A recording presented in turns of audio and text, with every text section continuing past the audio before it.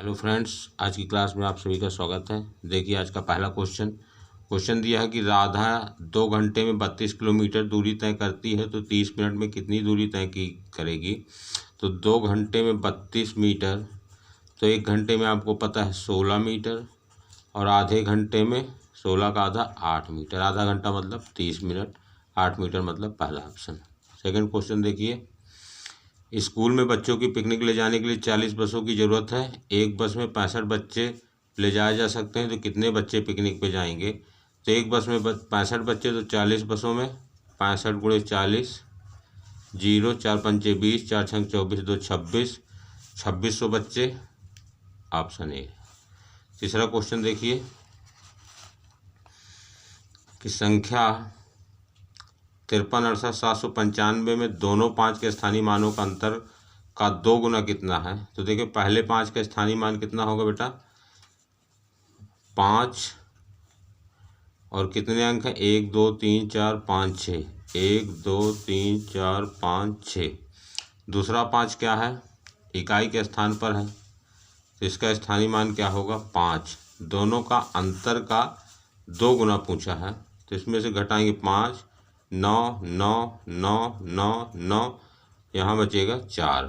ठीक है, अब आपको क्या करना है, इसका डबल करना है। ठीक, अब यहाँ पे आप डबल करेंगे तो आपको कैलकुलेशन ज़्यादा भारी पड़ जाएगी। हम ये कह रहे हैं कि आप इसी का डबल कर दीजिए, 5 दूनी 10।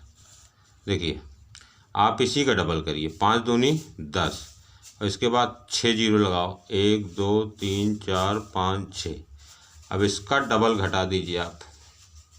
ठीक है, 5 दूनी 10 घटा दीजिए, तब क्या मिलेगा, 0, यहाँ मिलेगा 9, 0 0 0 0 0, तो सॉरी 9 9 9, इसका 9, इसका 9, 10 में यहाँ बचा है 9, तो क्या बचेगा, 99 99 90। तो जो भी बचा देखो, 99 99 990, 99 99 990, 99 99 990। अभी यहाँ पे आप इसका डबल करते तो आपको थोड़ी सी कैलकुलेशन भारी पड़ जाती, ज़्यादा हो जाती। ठीक है, तो ये तो आपसे क्वेश्चन पूछने या हल करने का तरीका होता है कि कैसे हम प्रश्न को जल्दी करें। यहाँ पे जैसे 64 नंबर क्वेश्चन में दिया है कि इकाई, दहाई, सैकड़ा, हज़ार, 10,000, लाख, 8,88,000 में 99,346 को घटाना है। तो 10 में से 4 घटाओगे, 10 में से 6 घटाओगे 4 होगा। ठीक है, फिर यहाँ 9 में से 4 घटाओगे 5 होगा, 9 में से 3 घटाओगे 6 होगा, फिर यहाँ 8 बचा है, फिर 18 में से 9 घटाओगे 7, और 18 में से 9, यहाँ एक 7 बचा है, 17 में से 8 घटाओगे 9 होगा। देखो डिजिट देख लीजिए, 1 2 3 4 5 6, 1 2 3 4 5, 1 2 3 4 5 6। तो इसको देख लीजिए, आप लोग भी नहीं, क्लियर नहीं समझ में आएगा। 99,346 है, 10 में से 6 घटाओगे 4, 9 में से 4 घटाओगे 5, 9 में से 3 घटाओगे 6, 7 में से 9 घटाओगे मतलब 9 8 17 8, यहाँ 7 बचा है, 9 8 17 7, 788 654, 788 654 मतलब पहला ऑप्शन है। ठीक, तो चलिए यहाँ दिया है कि 999.336 माइनस 5.007 में संख्याओं का अंतर क्या है। तो 336 में से 7 घटाओगे तो 327 बचेगा। 327, 9 7 16 होता है ना, 7 9 16, 16 में से 7 घटाओगे 9 बचेगा। तो 336 में 7 घटाओगे तो 329 बचेगा, सॉरी 329, और 999 से 5 घटाओगे 994, आपका पहला क्वेश्चन आंसर सही है। फिर दिया है संख्या 10.25 में 2 का स्थानीय मान बताइए। तो दशमलव के बाद के स्थानीय मान कैसे दिखते हैं, दशमलव के बाद का पहला अंक बटे 10, दूसरा अंक बटे 100, तीसरा अंक बटे 1000, चौथा अंक बटे 1 के बाद 4 जीरो, तो पहला अंक है तो 2 बटे 10 हो जाएगा, पहला ऑप्शन हो जाएगा। इसके बाद अगला क्वेश्चन देखिए कि एक समबाहु त्रिभुज की भुजा 3.5 सेंटीमीटर है, इसका परिमाप बताइए। तो इसका मतलब, परिमाप का मतलब क्या होता है, तीनों भुजाओं का योगफल। तो 3 भुजाएं हैं तो 3.5 में 3 का गुणा करोगे 35 तिहाई 105 होता है। एक अंक बाद है तो एक अंक पहले, तो 10.5 सेंटीमीटर इसका आंसर हो जाएगा। ये पहला ऑप्शन, ठीक है। आप देखिए आपको दिखाई नहीं दे रहा, तो 10.5 इसका पहला ऑप्शन हो जाएगा। अगले क्वेश्चन में दिया है कि 5932 भागे 3 में भागफल ज्ञात कीजिए और शेषफल निकालिए। तो जब 3 से भाग दोगे 3 एकम 3, देखिए भाग दीजिए कि 3 से भाग देना है। 5 9 3 2 में 3 एकम 3 बचा 2 9, 3 9 27 बचेगा 2 3, 3 7 21 बचेगा 2 2, 3 7 21 बचेगा 1, 1977 और ये शेषफल क्या बचेगा 1। फिर अगला प्रश्न है प्रथम 5 अभाज्य संख्याओं का योगफल ज्ञात कीजिए। तो प्रथम 5 अभाज्य संख्याओं का योगफल आपको पता होना चाहिए 28 होता है। ये ऑप्शन नंबर सी हो जाएगा। और आपको यहाँ पे ये नहीं पूछा कि आपसे टोटल नहीं बनता है, आपसे ये पूछा है कि सबसे छोटी अभाज्य संख्या होती क्या है। तो सबसे छोटी अभाज्य संख्या 2 होती है, फिर 3 होती है, फिर 5 होती है, फिर 7 होती है, फिर 11 होती है। 11 7 18, 2 20 और 8 28 होता है टोटल, ठीक है। इसके बाद आपसे पूछा कि 2 लगातार सम अथवा विषम संख्याओं में कितने का अंतर होता है। तो 2 लगातार सम अथवा विषम संख्याओं में हमेशा 2 का अंतर होता है, जैसे 2 4 6 8 10 या 1 3 5 7 9 11 13 15 आदि। तो 70 के बाद आइए 71 प्रश्न देखते हैं। 71 प्रश्न क्या है बेटा, ये है कि प्रथम 21 विषम संख्याओं का योगफल क्या होगा। तो प्रथम 21 विषम संख्याओं के योगफल के लिए हमने क्या बताया था कि n विषम संख्याओं का योगफल यानी स्क्वायर होता है। तो 21 का पूछा तो 21 का स्क्वायर होगा। 21 का स्क्वायर क्या होता है बेटा, 441 होता है। तो आप लगा दो कि 441, डी वाला ऑप्शन। उसके बाद आपसे पूछा है कि 7 की घात 35, 3 की घात 71, 1 की घात 11 घात 55 में कौन सी संख्या इकाई के स्थान पे होगी। तो हमको सबका इकाई का स्थान देखेंगे। 7 की घात 35 में इकाई का स्थान क्या होगा। तो 7 की घात 35 में इकाई अंक, तो बेटा 7 की घात 35 में इकाई अंक कैसे पता करते हैं। पहले जो घात दी होती है इसी में 4 से भाग देकर के शेषफल ज्ञात करते हैं। तो 4 से भाग दोगे 4 8 32, 3 शेष बचा तो 7 की घात 3 लगा देंगे। वहाँ पे फिर दिया 3 की घात क्या है, 3 की घात 71 है। तो घात 71 में अब जब 7 से भाग दोगे तो 4 एकम 4 बचा है 3, 4 7 28, फिर बचेगा 3, तो मतलब 3 की घात 3 लगा दीजिए। फिर 1 की घात को चाहे जितनी बार गुणा करोगे सदैव इकाई का अंक 1 होगा, ठीक है, गुणा का चिन्ह। 7 को 3 बार गुणा करोगे 7 7 49, 7 343, फिर 3 त्रिक 9 त्रिक 27 और 1 7 त्रिक 21, एकम 21, मतलब इकाई का अंक क्या होगा, 1 होगा, ठीक है। इकाई का अंक ज्ञात करने के लिए फिर से देख लीजिए, जो घात होती है उसे 4 से भाग दे करके शेषफल निकालेंगे। जब 4 से भाग दोगे तो आप शेषफल 0 1 2 या 3 बचेगा। जब 0 बचता है तब हम इकाई वाले अंक पर 4 लगाएंगे, अन्यथा जो बचेगा वही अंक लगा करके हल कर देंगे, ठीक। चलिए आगे देखिए।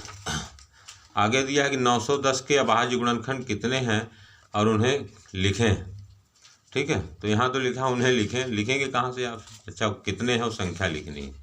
910 के अभाज्य गुणनखंड देख लीजिए। 910 के अभाज्य गुणनखंड 2 से भाग दोगे 2 चौक 8 बचेगा 1, 2 पंचे 10, 2 पंचे 10, 5 4 9 5 14, 3 से नहीं कटेगा, 5 से काटो, 5 9 45, 5 एकम 5, फिर 7 से 7 एकम 7, 7 त्रिक 21, फिर 13 से एक बार 13 एकम 13, कुल मिला के कितने गुणनखंड है, 4 है। यहाँ पे पूछा 264 की घात 102, 264 की घात 103 में इकाई का अंक क्या होगा। तो देखो यहाँ से जब 264 की घात 102 आप कॉमन लोगे तो अंदर बचेगा यहाँ 1 और यहाँ बचेगा 264, ठीक है ना। 264 की घात 102 कॉमन निकाल लिए, तो 264 की घात 1/102 कॉमन निकालोगे, यहाँ बचेगा 1, यहाँ बचेगा 264, इसको जोड़ लोगे 265 होगा।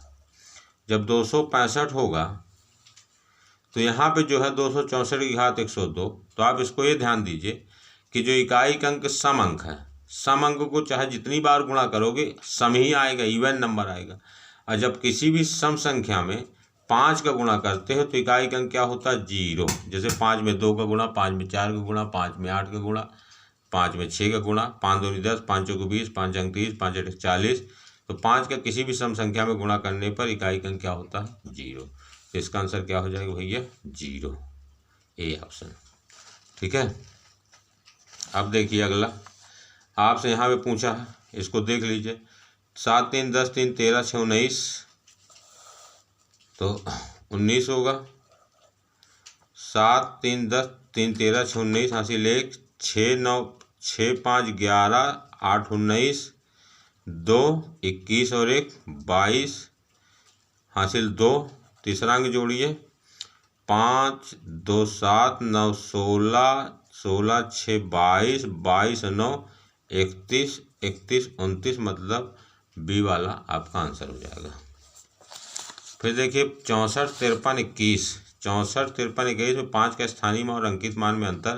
तो यहाँ 5 के स्थानीय मान 5 के बाद 3 अंक हैं, तो क्या हो जाएगा बंधु? 5000 हो जाएगा। और स्थानीय मान 5, 5000 में 5 घटाओगे तो 4995 होंगे। तो जो भी आंसर जहाँ भी होगा सी वाला ऑप्शन लगा दीजिए। ठीक है। अगला देखिए आपसे पूछा कि परिमेय संख्या, देखिए रात में बेटा वीडियो बना रहे इसलिए थोड़ा सा परछाई आ रही है, इसको ध्यान दीजिएगा, बाकी आपको दिखाई दे ही रहा है। तो परिमेय संख्या -1 होल 1/8 मतलब -1 से 1/8 का गुणात्मक प्रतिलोम क्या होता है? तो गुणात्मक प्रतिलोम निकालना हो तो पहले इसको भिन्न के रूप में लिखो। क्या है? -1 से 1/8, 8 हिंगम 8 और 1 9/8 हो गया। गुणात्मक प्रतिलोम का मतलब होता है कि केवल संख्या को पलट दीजिए, उसका रेसिप्रोकल कर दीजिए या उसका व्युत्क्रम लिख दीजिए। तो 9/8 का व्युत्क्रम क्या होता है? 8/9। चिन्ह वही रहेंगे। ठीक है, क्योंकि गुणात्मक प्रतिलोम का मतलब कि गुणा करने पे 1 हो जाना चाहिए। तो -8/9 कौन सा ऑप्शन है? बी ऑप्शन है। 78 नंबर देखिए, पूछा है कि 1100 तक की कुल संख्याएं जो 2 और 5 से विभाजित हों। तो 1100 की कुल संख्याएं जो 2 और 5 से विभाजित हो, 2 और 5 से विभाजित होने का मतलब वो 10 से विभाजित होना चाहिए। और 10 से विभाजित होने का मतलब है कि 1100 तक में 10 से विभाजित, तो आप क्या किया करो, जिससे विभाजित हो उसी संख्या से भाग दे दो। 10 से भाग दे दो कि कितना जाएगा? 110। जिससे भी पूछे कि जैसे आपसे पूछा था 1100 तक की संख्याओं में 8 से विभाजित कितनी संख्याएं हैं, तो आप 1100 को 8 से विभाजित कर देते हो, जो भागफल आता पूर्णांक में वही आंसर हो जाता। जिससे भी पूछे कि इससे विभाजित कितनी संख्या है तो उसी से भाग दे दीजिए, जो भागफल होगा पूर्णांक में वही आपका आंसर होगा। फिर उसके बाद देखिए 79 नंबर दिया है कि 24 25 26 में किसके अपवर्तक सबसे अधिक हैं? अपवर्तक माने फैक्टर, और फैक्टर मतलब गुणनखंड। गुणनखंड मतलब कोई संख्या जिससे विभाजित होती है। कोई संख्या जिन जिन संख्याओं से विभाजित होती है वही उसके अपवर्तक या गुणनखंड या फैक्टर कहलाते हैं। तो आपको सीधे ही पता है कि 25 क्या है? 1 5 और 25 हो गया। 26 क्या है? 2 से और 13 से कटेगी 1 से। लेकिन 24 क्या है? 2 से भी कटेगी, पहले 1 से, फिर 2 से, फिर 3 से, फिर 6 से, 4 से, 8 से, 12 से, 24 से। तो सबसे अधिक अपवर्तक 24 के हो गए। फिर अगला प्रश्न, लास्ट क्वेश्चन आपसे पूछा है कि 36 और 28 के उभयनिष्ठ गुणजों की संख्या क्या है? तो 36 और 28 के उभयनिष्ठ गुणज, गुणज का मतलब होता है मल्टीपल, मल्टीपल का मतलब होता है किसी के पहाड़े में जो जो संख्याएं आए। तो देखो बेटा एलसीएम पूछा हो तो एलसीएम तो निकाल देते, 36 28 का एलसीएम जो भी आता है। लेकिन अब इसके कितने कॉमन मल्टीपल हैं? तो इस जब किसी के कॉमन मल्टीपल या उभयनिष्ठ गुणजों की संख्या पूछे तो जान लीजिए अनंत होते हैं, इनफाइनाइट होते हैं, और उनको आप ज्ञात नहीं कर सकते हैं। तो इसका जो लास्ट वाला आंसर होगा उसको आप लगा दीजिए कि ज्ञात नहीं किया जा सकता है। इस प्रकार से आज की क्लास यहीं समाप्त होती है। वीडियो में अंत तक बने रहने के लिए आपका बहुत बहुत धन्यवाद। मिलते हैं अगली क्लास में, तब तक के लिए नमस्कार।